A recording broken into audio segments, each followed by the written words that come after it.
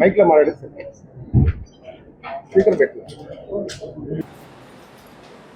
మాకు గూడూరు సూళ్ళూరుపేట నియోజకవర్గానికి సంబంధించి స్వర్ణంకి బ్యారేజ్ నీటి అవసరాలకి మా గౌరవ ప్రాజెక్ట్ పూర్తయితే 90,004 కానీ రూరల్ శాసనసభ్యులు ముఖ్యంగా కొమ్మరపూడికి సంబంధించిన లిఫ్ట్ ఇరిగేషన్ గురించి వారు చెప్పడం జరిగింది.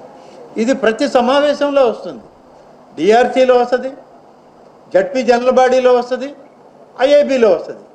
సంవత్సరానికి 3 సమావేశాలు ఉంటే 3 సమావేశాల్లో రూరల్ శాసనసభ్యులు అడుగుతూనే ఉంటారు, ఎందుకు ఐడీసీ అధికారులు నిర్లక్ష్యం చేస్తున్నారు, ఎందుకు ఐడీసీ అధికారులు ఈ సమావేశాలకి రావడం లేదు.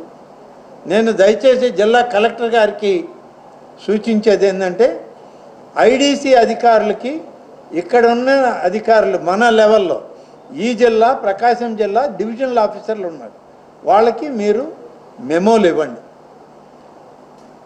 అలాగే ఒక నోట్ వాళ్ళ ఎండీకి పంపండి. ఈ అధికారుల యొక్క నిర్లక్ష్యానికి జవాబుదారీతనం లేకుండా పోతుంది అనేటువంటి విషయంలో కాంప్రమైజ్ లేకుండా అనేక సందర్భాల్లో ఎమ్మెల్యే అడుగుతానే ఉన్నాడు, సమాధానం రావట్లేదు.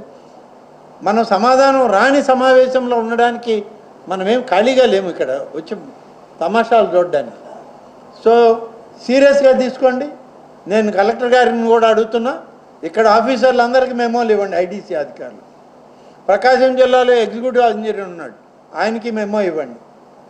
ఎండి గారికి లెటర్ పెట్టి పూర్తి స్థాయి నివేదికల్ని మీ ద్వారా ఎమ్మెల్యేకి దాన్ని పంపించే ఏర్పాటు చేయాల్సిందిగా నేను ఈ సందర్భంగా మనవి చేస్తా ఉన్నాను.